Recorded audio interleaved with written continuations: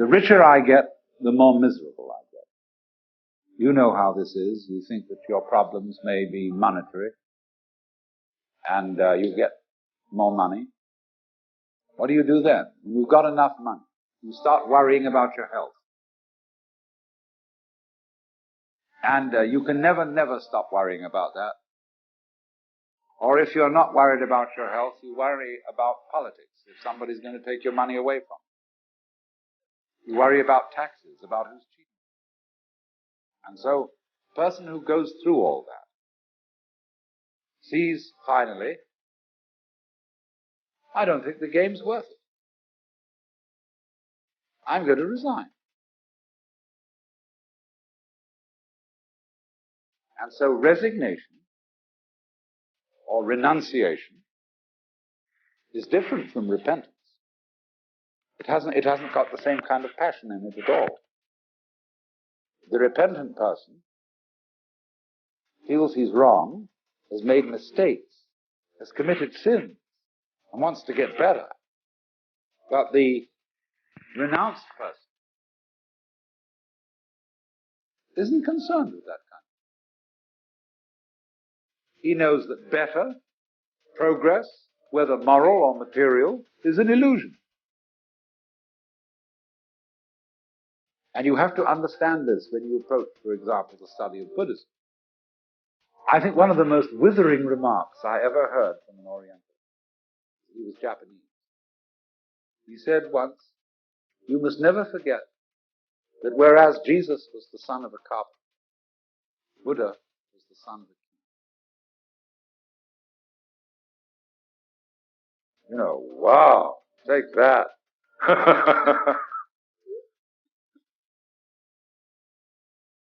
And it's true, you see, there is something always of that about.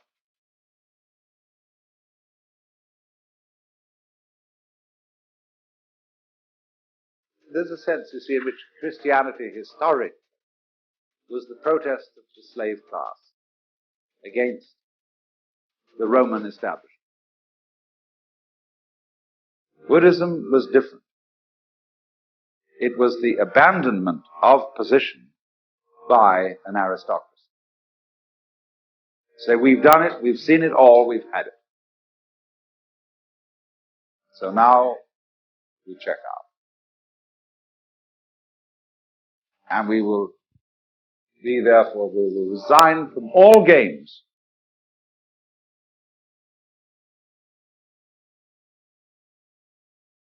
And if you follow this attitude to an extreme, you're going to make, because it all goes to the center, the same discovery that is made by the person who follows repentance to an extreme.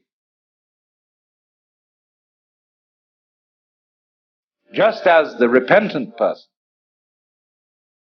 discovers that his contrition is phony,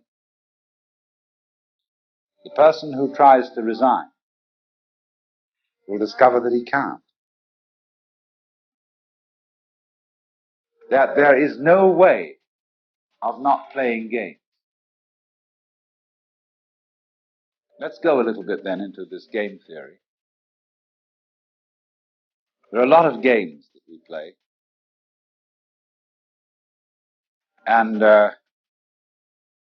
it's not only the game of can I get one up on the universe, of pretending that I'm me, this ego, with its name and its role, the mask. But also we have what I call meta games. For example, the game, my game's better than your game. I won't play with you because your game's vulgar, stupid, banal, inferior. And, or one of the most, therefore, effective games in saying my game is better than your game is that I'm not playing games at all. You are. Now, at the lowest level, we find that in the form of, you're not sincere. I am sincere. You are fooling me, because I'm not fooling you. I'm being honest with you, you see. Now, that's a great game. And this game of resignation is a form of it. As to say, you are children playing with toys, and you haven't ever really woken up to the important concerns of life. You haven't reached the dimension of ultimate sincerity. All that is to say, ultimate reality. I'm tired of empty smiles and nights alone. I'm sick of these paper stars illuminating this hollow glow. Surrounded by your eyes, I almost want to float. And in order to reach it, you have to resign from distractions. You hear a great deal in the literature about meditation, of getting rid of distractions, wandering thoughts. Well, you might ask, when you think about all that, what are wandering thoughts? What are wrong thoughts? What shouldn't I be doing with my mind?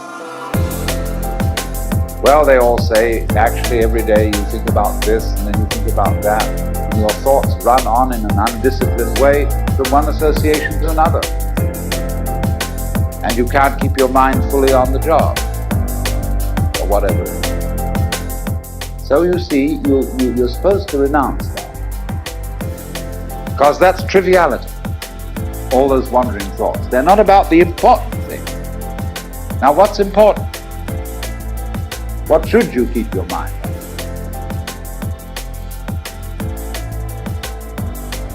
Well, something. Just so long as you keep your mind on it. In an instruction, one of the Buddhist scriptures says about concentration, one may concentrate on a yellow square on the ground, on the burning tip of an incense stick, on your navel, on the tip of your nose, on the center between the eyes, or anything.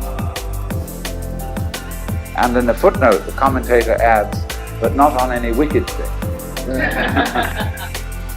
And you know, that's commentators the world over. They never have anything. So anything will do, just so long as you keep your mind on it. Don't wander. Stick to it. So wandering is involvement in games, by this kind of definition.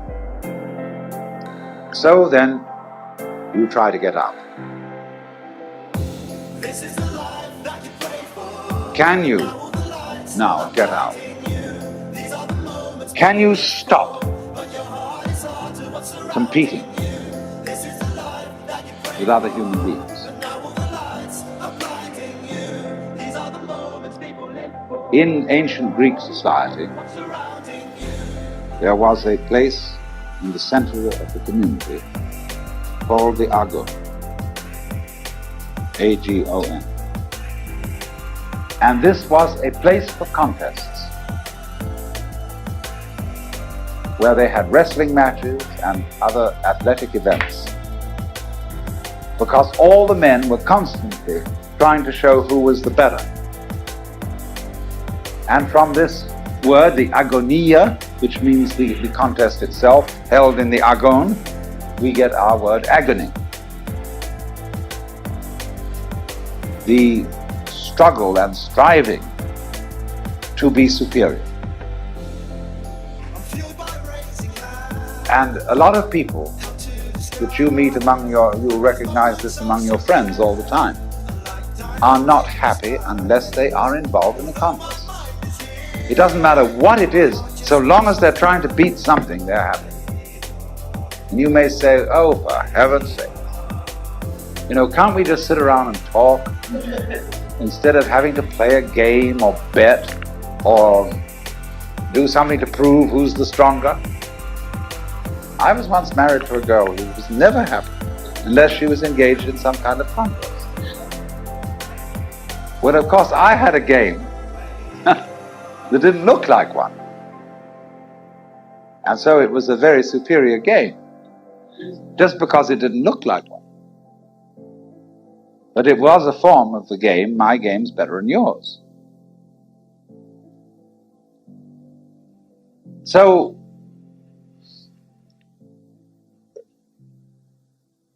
you can't really not play. You may go through the motions of not playing, but you still are.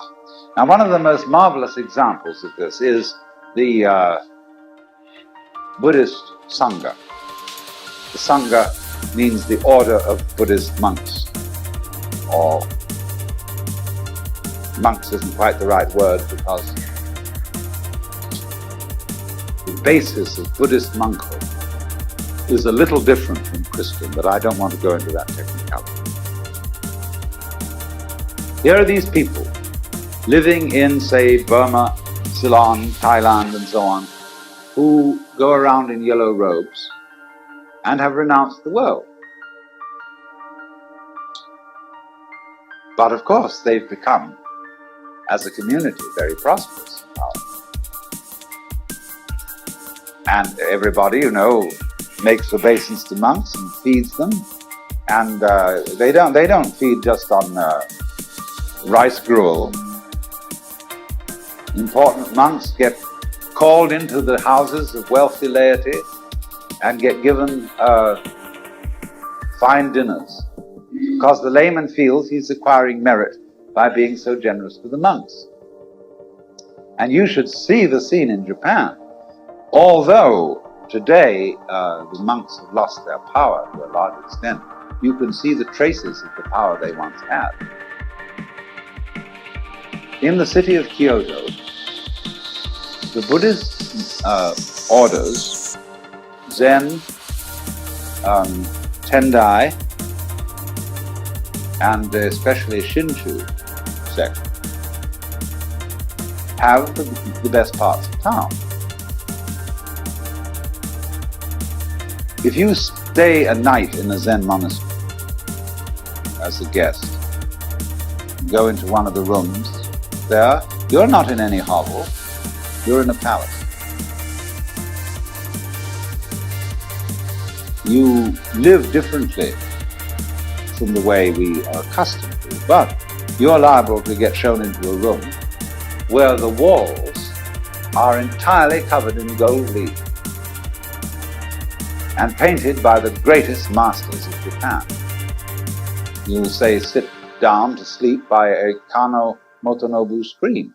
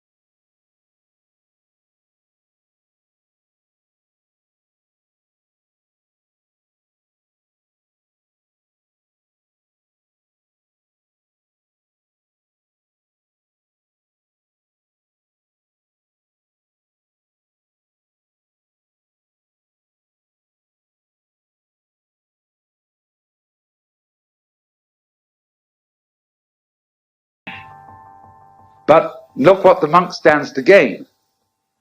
If he wins, the brigand says, wow, would I like to have that courage? Because if I had that courage, I would be that much better a warrior. So the monk says, I'll teach you. And as a result of that, the monk does teach him. He teaches him the practice of Zen, Zazen, meditations, and all this kind of thing, and puts him through the works. And so he comes to understand what the monk did understand anyway, which was that it really doesn't matter if you live or die, because the thing goes on. It's perfectly indestructible. If you happen to die, it just goes on in a new way, because you are the works. So, fine, but the monk is playing a game.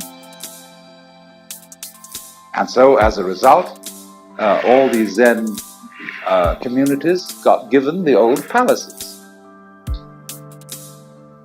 The brigands all moved to Tokyo and set up their own business, and all around the great court, and the gorgeous temples and grounds went to the monks, where, although none of them owns anything personally, which is a great idea, because you don't have any responsibility then. The community owns it. And you don't have to pay it in taxes. And since you're a non-profit organization, you're not taxable anyway. Oh, it's a great setup. And they really did it beautifully. But what they did in effect was to con those brigands out of the best land in Kyoto by resignation, by playing a higher game. But you see, anyone who goes through that, goes through the Buddhist process of resignation, will come to a point where he knows that he didn't resign at all. And this is what makes the difference between pedestrian Buddhist monks who think they've resigned and feel a little bit guilty because it's such a prosperous affair to resign, because you live in the best places, and so on. And those ones who go right through, who constitute a small residue of great Buddhist masters, who discovered that they can't resign at all. Let's consider an extreme example of resignation. The life of a hermit. Far Eastern literature is full of the idealization of the hermit's life.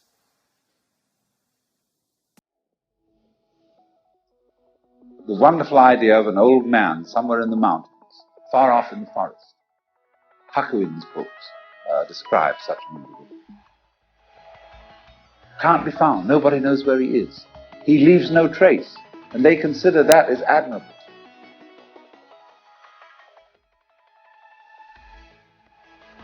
And that idea of the far-off man, way, way, way off.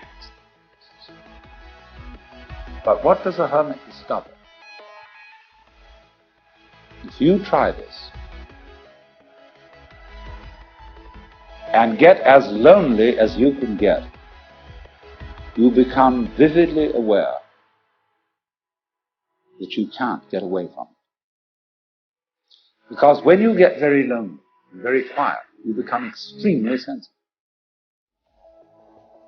And everything that goes on that's ordinarily unnoticed comes to your attention. First of all, you will find there's a community of insects. And they are tremendously interested in you, and not necessarily hostile. They may be sometimes. But alone in the forest, when you get really quiet, you'll notice little creatures will come and inspect you. look you all over. And they'll go away and tell their friends, and they'll come and look, see what it is. And you become aware of every single sound. And you realize that alone you're in the midst of a vast, murmuring crowd. It may not be human, but it's everything else. So that the point of being a hermit, the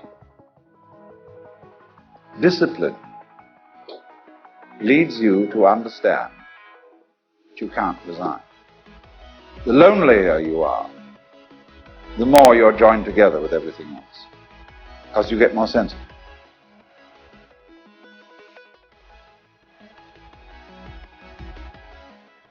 Look at it too from another point of view.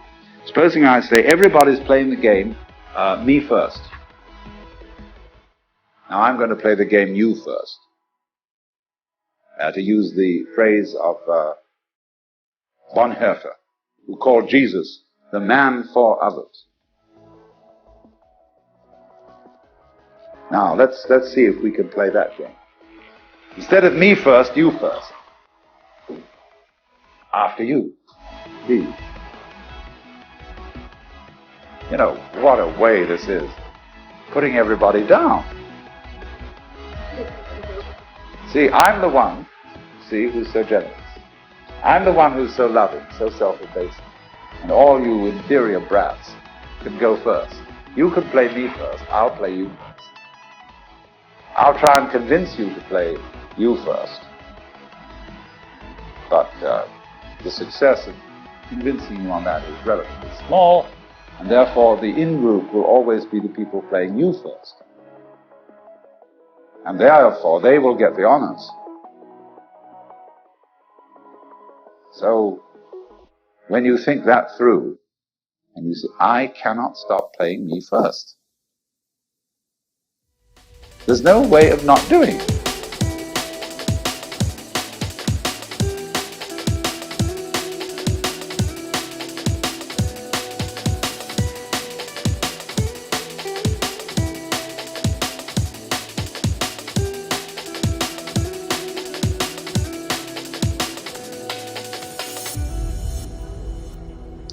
Now, what does it mean when I'm in a trap that I can't get out of? There's no way of getting out of this trap. Well, what it means is that you and the trap are the same thing. You're not caught. Because when there's nobody in the trap, there's no trap.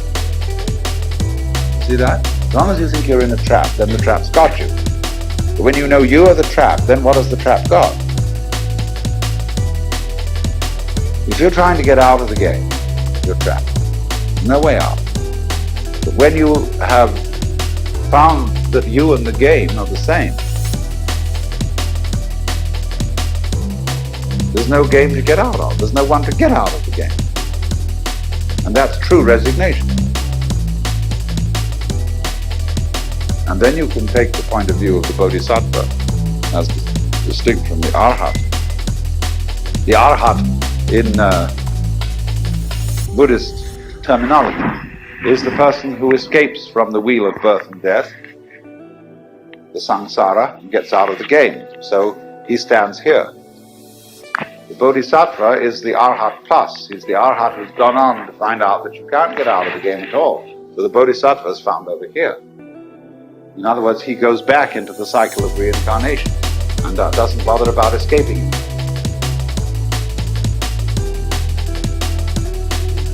So, in just the same way as repentance leads to the understanding that you're a foe, even in repentance, resignation leads to the understanding that even in resigning, you can't resign. It isn't as if someone were saying, you must play this game, and you felt yourself under some sort of compulsion. It's rather discovering that the game is what there is, and to if you got out of it, would be to be nowhere. You don't have to play. This is the point. I'm going to repeat this because this is crucial. It isn't that you have to play, because that would make you feel a victim of some process beyond yourself that was compelling. It is that the playing is you. And nobody is shoving you around.